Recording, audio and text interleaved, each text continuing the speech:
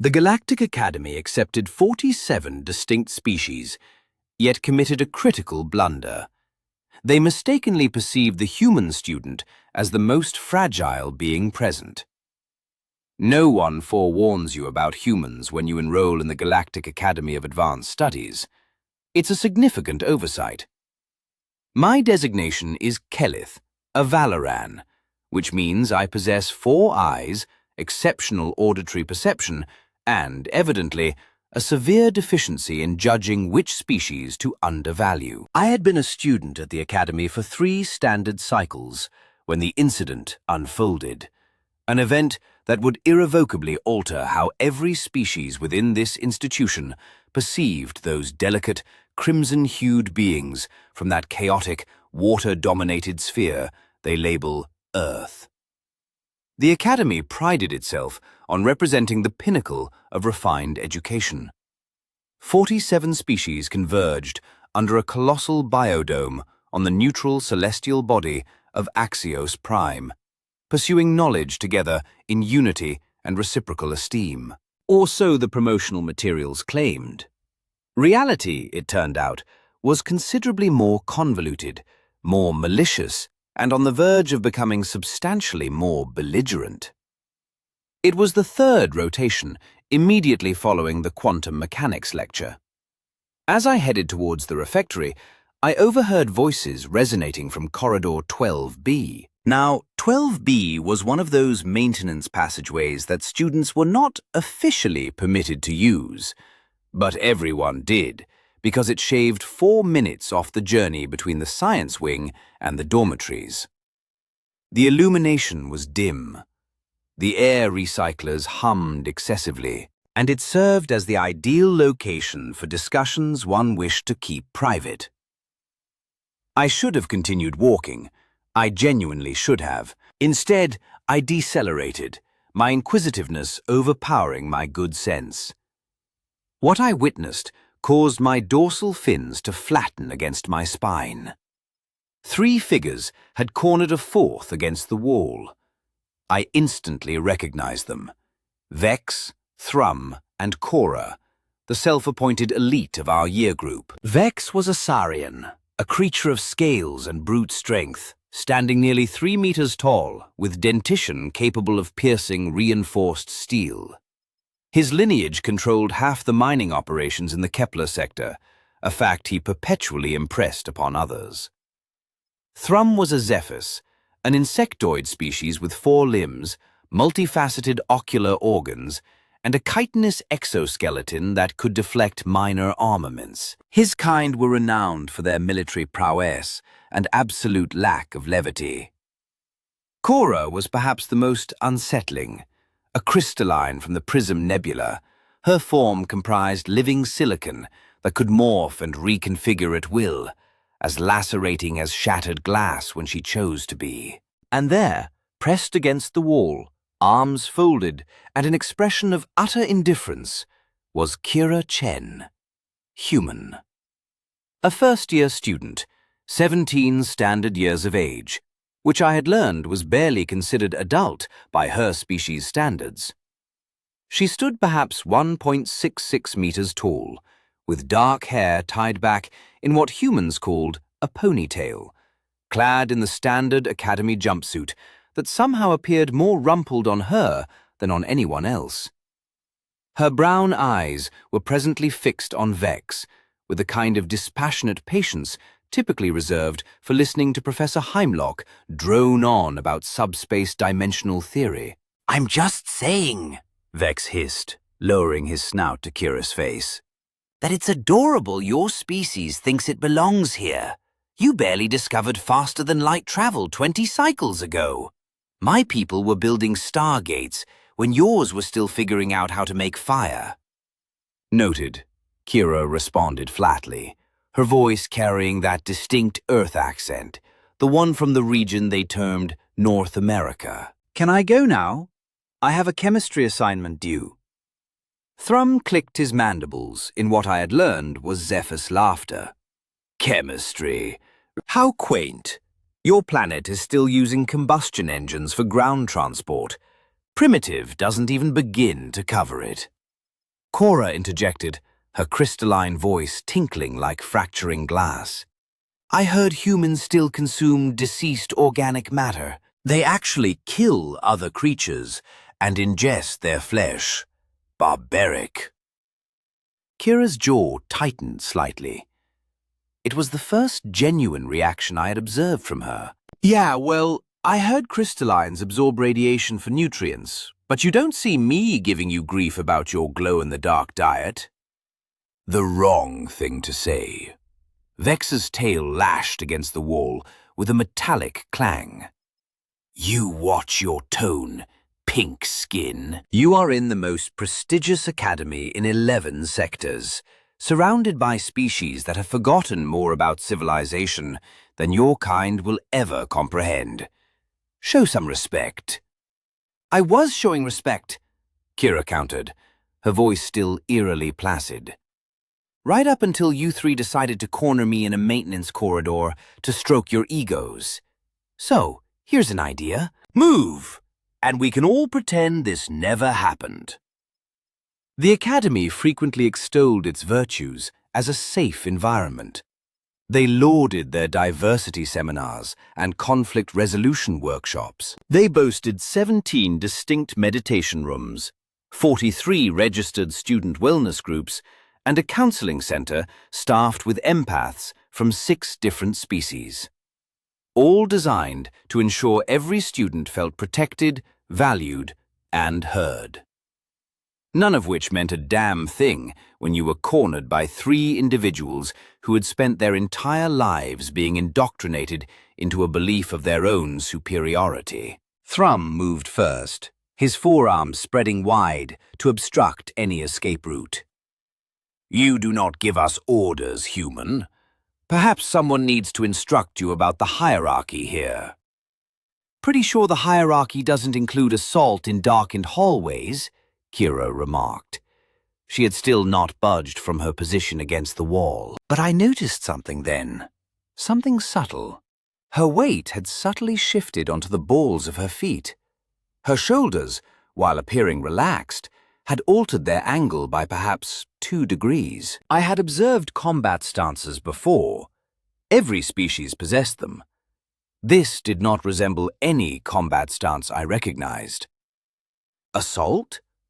Vex chuckled, the sound rumbling through his chest like thunder. We are simply having a conversation. No one is assaulting anyone. Yeah, right, Kira said. Conversation? Is that what we're calling it? She looked directly at Vex, and I swear on my ancestors there was something in her eyes that should have served as a warning. Something antiquated and primal, utterly devoid of fear. Last chance. Back off! Cora's crystalline form rippled with amusement. Or what, exactly? You'll report us? Go crying to the administration? Please. Your species has no leverage here, no influence. You are a charity case, admitted to fulfill some diversity quota. Not what I meant, Kira stated quietly. Vex then committed his error. The mistake that would cost him 3 fractured ribs, a shattered jaw, and 6 weeks in the medical regeneration pod. He seized her. His immense clawed hand shot out and grasped Kira by the front of her jumpsuit, lifting her off the ground as if she possessed no mass. Listen here, you little... He did not complete the sentence. What transpired next consumed approximately 2.3 seconds. I know this because I later reviewed the security footage, frame by frame, striving to comprehend what my eyes had witnessed. Kira's hand moved, not in panic, not in terror, but with a precision that spoke of countless hours of training. Her palm struck upward, connecting with Vex's elbow joint at an angle that biology should not permit. There was a sound reminiscent of wet branches snapping. Vex's grip instantly released. Ow! Kira said, hitting the ground and immediately stepping back. Okay, I warned you.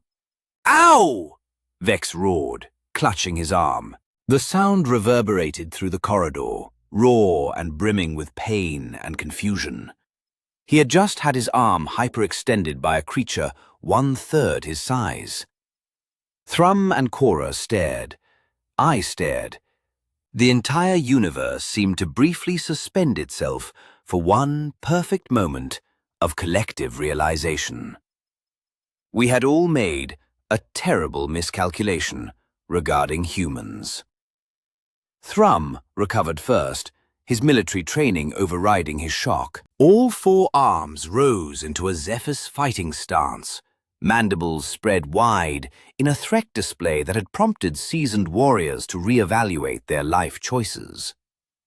"You just assaulted a fellow student," he clicked, his voice taut with fury. "Self-defense," Kira corrected, stepping back another pace to give herself space. Her breathing had altered, becoming slower and more controlled.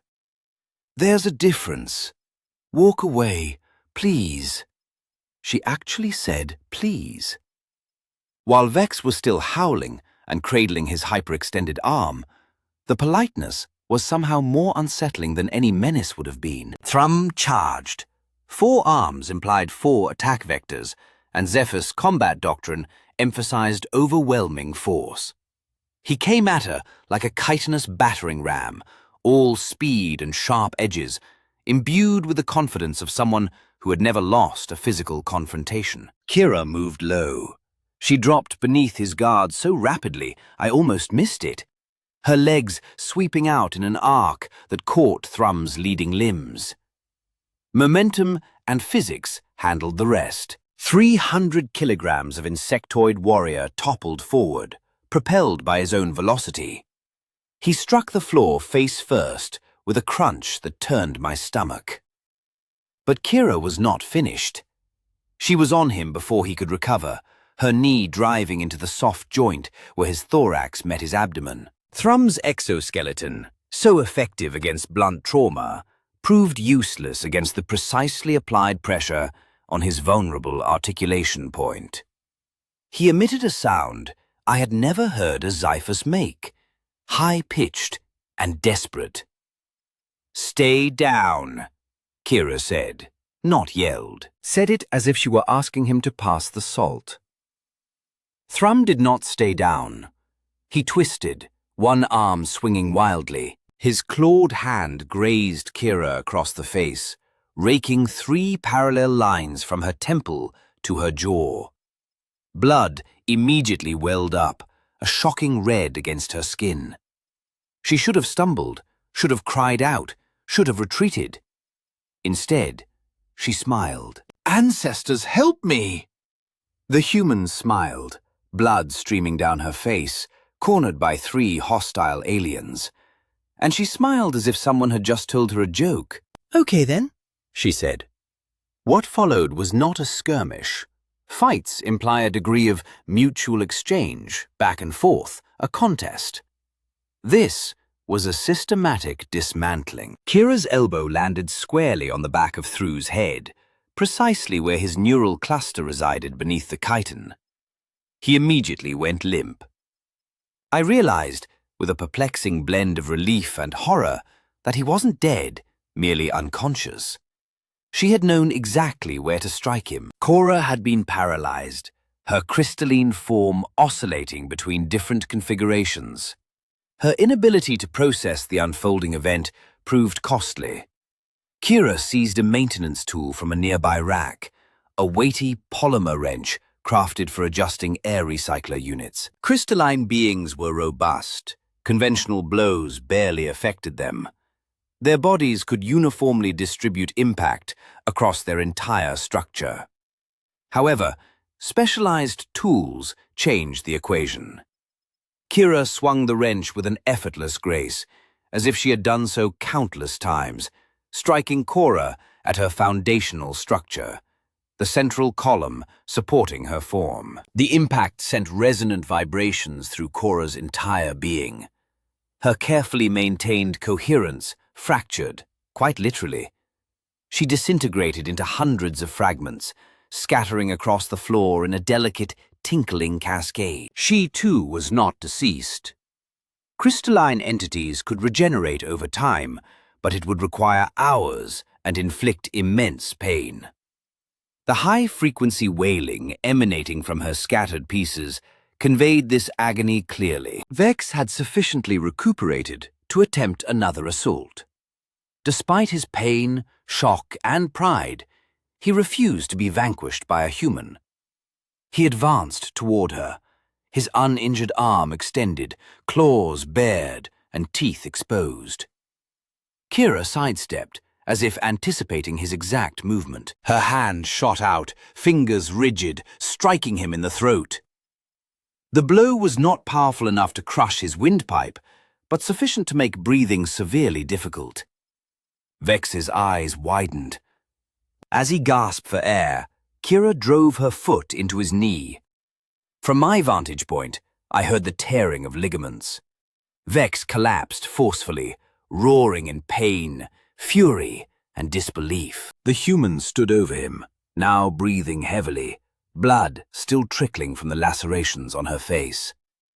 "I asked you to leave," she stated. "3 times. I asked politely." Then she did something that chilled me to the bone. She withdrew a simple white handkerchief from her pocket and pressed it against her bleeding face.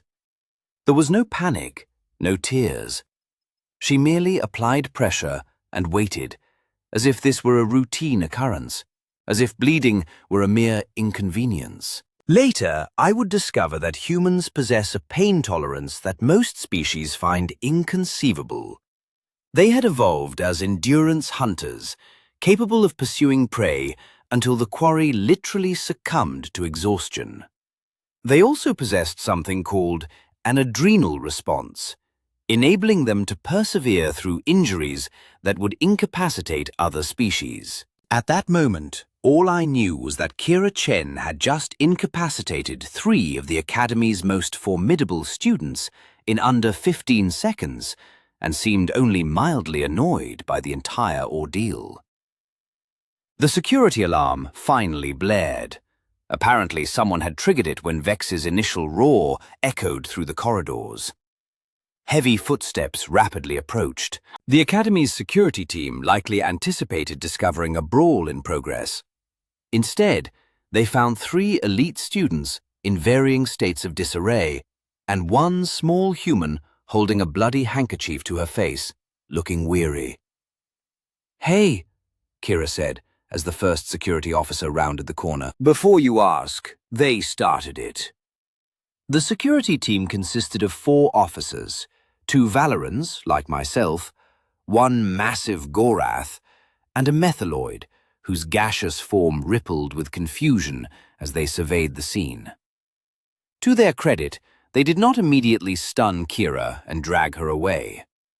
The sheer implausibility of what they were witnessing seemed to short-circuit their standard protocols. Officer Brent, the Gorath, whose species was renowned for their investigative thoroughness, simply stared for a prolonged moment before activating his comm unit. "We need medical to Corridor 12B, multiple casualties, and, get Administrator Velis down here immediately." Casualties, plural, caused by 1 human teenager who was now seated against the wall, still applying pressure to her facial wound, looking as if she were waiting for a transit shuttle. The medical team arrived within minutes, their anti-grav stretchers hovering behind them. The lead physician, a centurion named Hawk, took one look at Vex and immediately began shouting orders. "Stabilize him! That knee requires immediate reconstruction. Needs a neural scan, and someone start collecting Cora's fragments before we lose any." Then Hawk noticed Kira. "Let me see that wound." "It's just a scratch," Kira said, pulling the handkerchief away. The bleeding had already significantly slowed. Hawk's 3 eyes widened. "Those are lacerations 4 centimeters deep. You should be in shock." "Should I?" Kira asked, genuinely curious. Administrator Velis arrived like a storm front, her flowing robes billowing behind her. She was a luminari, a species that literally glowed when agitated. At this moment, she shone brightly enough to read by. Someone explain to me why I have 3 students en route to medical and 1 human sitting in a maintenance corridor covered in blood. The security footage told the tale. We watched it 17 times in the administrator's office while Kira sat in a chair, her face now properly bandaged, appearing utterly unperturbed. Each viewing intensified the shock. "She broke Vex's arm in one strike," Velas muttered, her glow flickering with distress. "One strike! He outweighs her by 200 kilograms. Leverage," Kira offered helpfully. "And knowing where the joint bends. Basic physics." "Really?" Security Chief Morak, a grizzled veteran of the Galactic peacekeeping force, paused the footage at the precise moment Kira's knee connected with Thruam's articulation point. "This is military training. Trained fighters know those weak points." "Where did you learn this?" "Earth," Kira stated simply. "I took classes." "Classes?" Velas repeated faintly. "What kind of classes teach 17-year-olds to disable armored combatants?" "Krav Maga, mostly. Some jiu-jitsu. A little bit of Muay Thai. Dad thought it was important that I know how to defend myself." Kira shrugged. Turns out he was right. The medical reports arrived 3 hours into the investigation. I was still present, having been called as a witness. I read over Velas's shoulder, and each line made the situation more surreal. Hyperextended elbow, 3 fractured ribs, torn knee ligaments, fractured jaw, severe concussion. Recovery time, 6 weeks minimum. Compressed neural cluster, fractured mandible, cracked thorax plating, minor internal hemorrhaging. Recovery time, 4 weeks minimum. Cora, complete structural dispersal. Harmonic trauma across all fragments. Recovery time, 8 to 12 weeks for full reconstitution. "These are combat casualties," Morak said quietly. "I have seen soldiers injured less severely in actual war zones." Someone had retrieved Kira's admission file. Someone else had begun compiling information about Earth. What we discovered changed everything. Earth gravity, 1.0 standard. Which sounded normal until you realized most species evolved on worlds with 0.7 to 0.8 gravity. Atmospheric pressure, 1.00 atmospheres at sea level, significantly higher than 73% of civilized worlds. Oxygen concentration, 21%, enough to be mildly toxic to 16 species in the Academy. But it was the ecological data that truly shocked us. Earth had been classified as a Class 9 death world. Not the worst in the galaxy, but firmly in the category of planets that most species would consider actively hostile to life. Apex predators on every continent, megafauna that could crush vehicles, weather patterns that regularly killed thousands, diseases that evolved almost as fast as they could be cured, tectonic activity that reshaped entire regions without warning, and humans who sat at the pinnacle of that nightmare's food chain, through nothing but stubbornness, intelligence, and, apparently, the ability to run things to death. Endurance predators, Velas read from the report, her glow dimming to a sickly yellow. Humans evolved to chase prey animals across vast distances until the prey collapsed from exhaustion. They have redundant organ systems, healing factors that work in real time, adrenaline responses that allow them to temporarily ignore pain and increase strength. They can survive injuries that would kill most species through sheer biological tenacity. She looked at Kira. "Why did your admission file not include this information?" "Because no one asked," Kira said. "I mean, I filled out all the forms. Not my fault if you all assumed we were fragile." The disciplinary hearing was convened 48 hours later in the Grand Assembly Hall, a space typically reserved for graduation ceremonies and visiting dignitaries. The committee consisted of 7 members representing different species and departments, seated behind a curved bench that made them appear suitably imposing. Vex, Quam, and Cora sat on one side, various parts of them still encased in medical regeneration fields. Their families sat behind them, a collection of wealth, power, and barely contained fury. Kira sat alone on the other side. She had declined legal representation, stating that she did not need a lawyer to explain self-defense. The bandage on her face had been reduced to 3 small dermal patches. Committee Chair Torvin, an ancient melodran whose tentacles twitched with barely suppressed anxiety, opened the proceedings. We are here to address the incident of third rotation, Corridor 12B, wherein student Kira Chen of Earth caused significant physical harm to 3 fellow students. Miss Chen, you stand accused of assault, excessive use of force, and conduct unbecoming of an academy student. How do you plead? Not guilty, Kira said clearly. Self-defense is not assault. Vex's father, a massive saurian whose scales were adorned with mining corporation insignias, rose from his seat. Self-defense? My son has 3 broken ribs and will walk with a reconstructed knee for the rest of his life.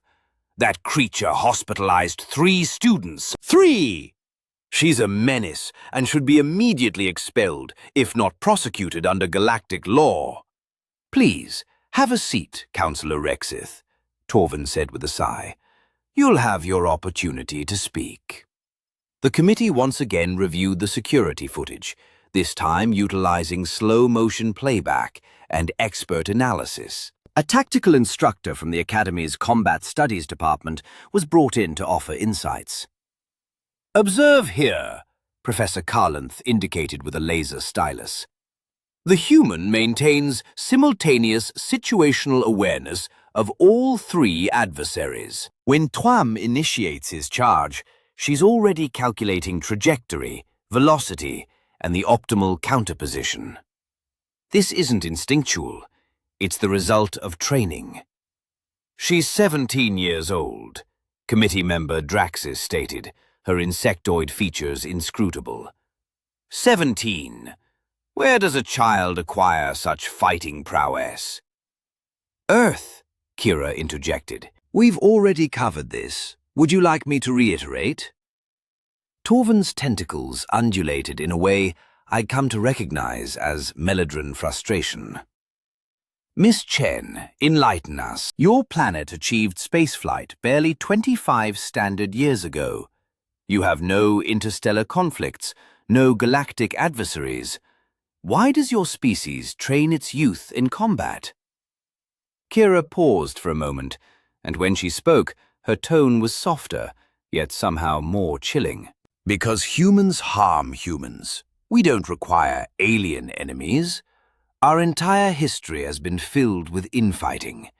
Every culture on Earth developed martial arts, fighting systems, efficient methods of killing. Some are millennia old. We instruct children in them because the world is perilous, and sometimes the danger takes the form of another person. An absolute silence descended upon the hall. So yes, Kira continued, I know how to fight. My father taught me because he wanted me to be safe.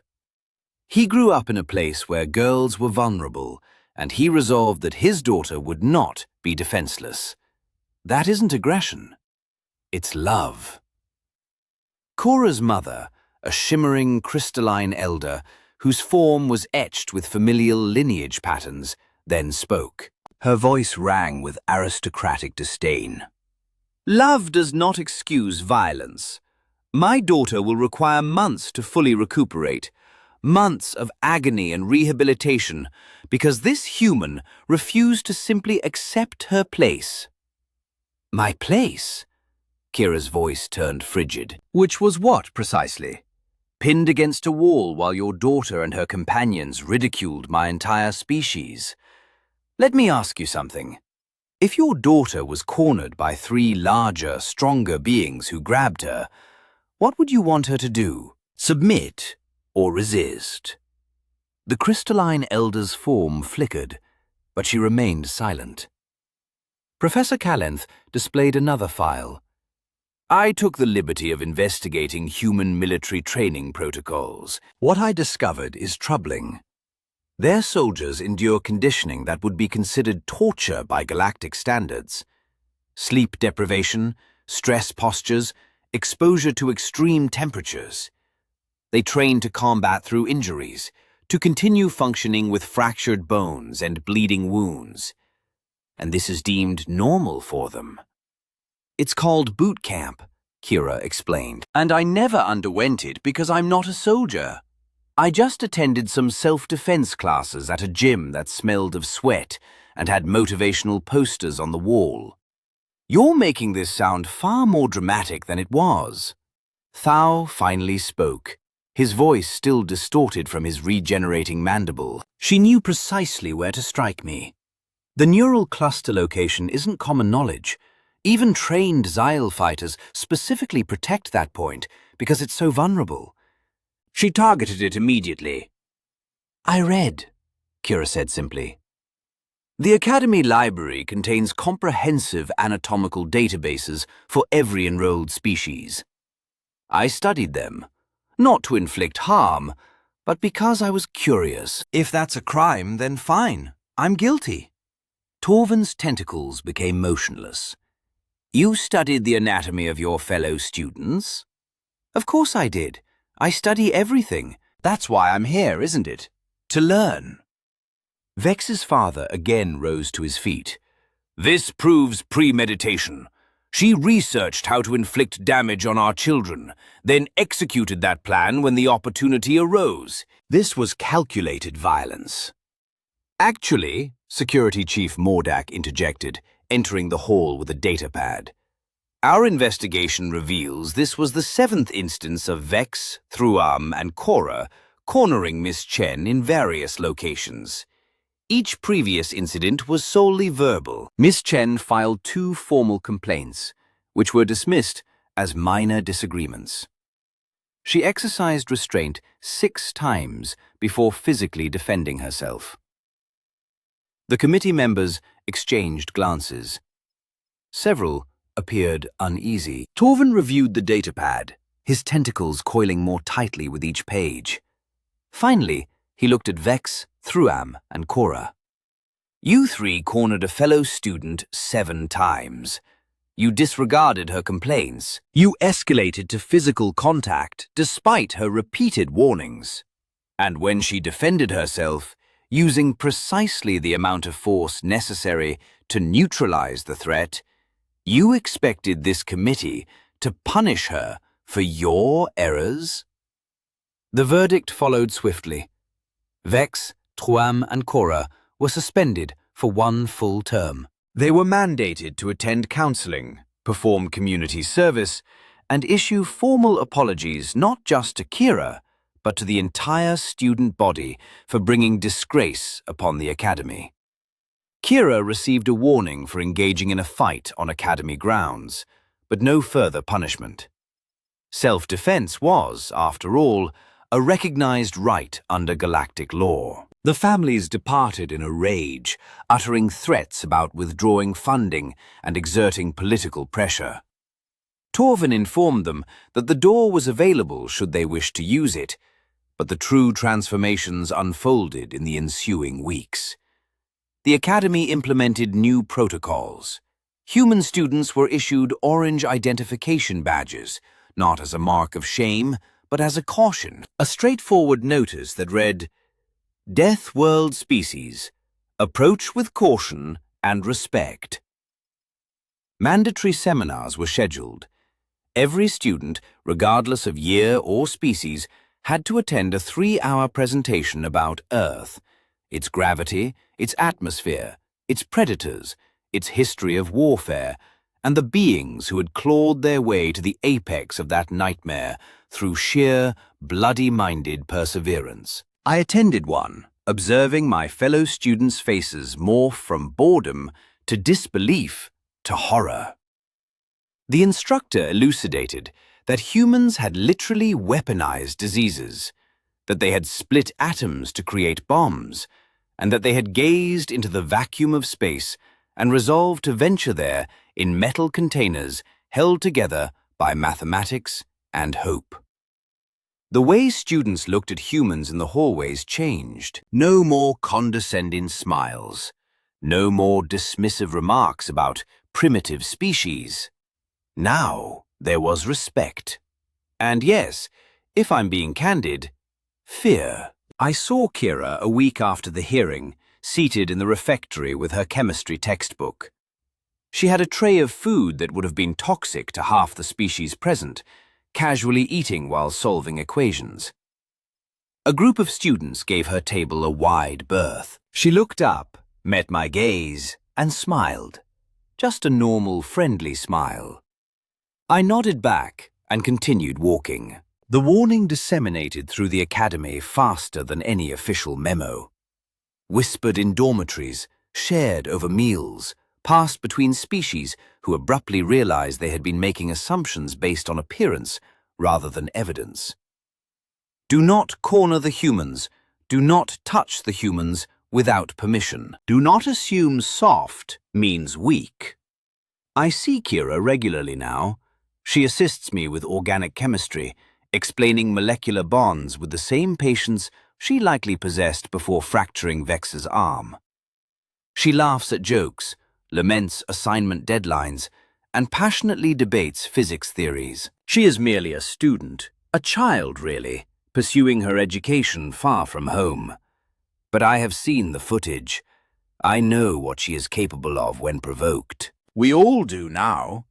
Last week, a new student, the son of some aristocrat from the Denab system, made a snide comment about human intelligence within Kira's hearing. 3 of his friends immediately pulled him aside and explained in urgent whispers why that was a catastrophically poor idea. He apologized profusely. Kira merely shrugged and returned to her reading. Fragile humans, the galaxy called them. Soft little creatures from a backwater planet. It turns out we were correct about the soft part. We were simply mistaken about its meaning. True strength is not demonstrated by tormenting the weak, but by knowing when to retreat and when to assert oneself. Respect, preparation, and self-control are what transform survival into victory.